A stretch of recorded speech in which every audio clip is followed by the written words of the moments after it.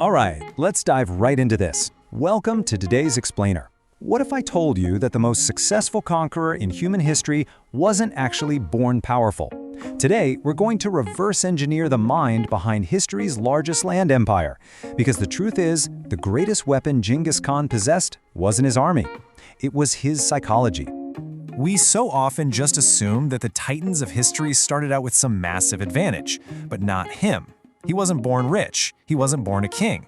In fact, he had zero of the early advantages you'd normally expect a future emperor to just have handed to him. When he was just 9 years old, think about that, an age where kids today are literally in the 4th grade, his father was poisoned and murdered by a rival group. His entire world, his safety, his family structure, it all completely collapsed. And things immediately went from bad to unimaginably worse. Without his father's leadership, his own tribe cast his family out. They were just abandoned on the freezing, harsh Mongolian steppe to fend for themselves. They nearly starved to death. And it's this extreme vulnerability that became the absolute foundation of his psychological development. So let's look at Chapter 1, The Abandoned Child. You see, long before he was the feared Genghis Khan, he was just Temujin, a frightened kid. Imagine that sudden traumatic whiplash. One day you belong, you're totally protected by your community, and the literal next day, nobody wants you alive. You are actively being hunted by those exact same people. Overnight, his reality flipped. Psychologists actually have a name for this. It's called survival conditioning. When a developing brain grows up in that level of extreme uncertainty, it becomes completely obsessed with just one thing: control. While most kids are learning how to develop trust, Temujin was developing intense hypervigilance. He learned real quick that security doesn't come from people being kind to you, it comes from having power. And that single lesson drove every decision he made for the rest of his life. Which brings us to Chapter 2, The First Betrayal. Just as he was barely scraping by and surviving his childhood, boom, the next major psychological scar hits. As a teenager, he was captured by a rival clan and enslaved. We're talking locked in a heavy wooden collar, utterly humiliated, stripped of absolutely all physical power. Now, most people, they break under that kind of extreme trauma. It completely shatters their spirit. But Temujin's reaction was entirely different.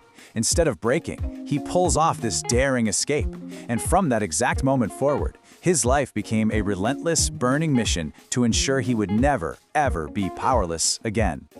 Modern behavioral science calls this post-traumatic growth.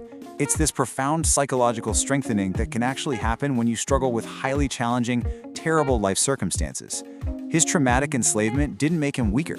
It forged his mind into this unbreakable armor. Moving on to Chapter 3, The Genius of Loyalty.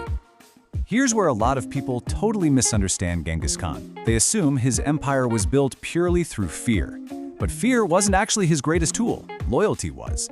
Look, back then, most rulers promoted people based strictly on aristocratic bloodlines, right? Who your family was. Genghis completely threw that out the window. He promoted based entirely on competence. If you were a useful, incredibly skilled, but dirt-poor shepherd, you could outrank a wealthy noble. It created something completely revolutionary. People fought for him voluntarily, because they wanted to, not just because they had to. He instinctively understood a psychological principle that top modern companies are still using today. People become fiercely, unshakably loyal when they genuinely feel valued for their actual skills. But we can't ignore Chapter 4, The Psychology of Fear. Because while loyalty built his court army, Genghis Khan also understood something much darker for the people who resisted him. He knew that information spreads way faster than armies do. When a city resisted him, he'd make an absolutely brutal example of it. He'd intentionally let some survivors escape, just so those horrific stories would spread like wildfire. Soon, entire cities were literally surrendering before his army even arrived. This wasn't just physical warfare, this was brilliant psychological warfare. He realized that controlling perception was actually way more powerful than controlling territory. Once that seed of absolute terror was planted in an enemy's mind, he didn't always need to fight. The battle was already won, without a single sword being swung. And that leads into Chapter 5, his most dangerous trait. Because what historians consider his true master trait goes far beyond that brutality. Think about how many leaders become prisoners of their own beliefs, right?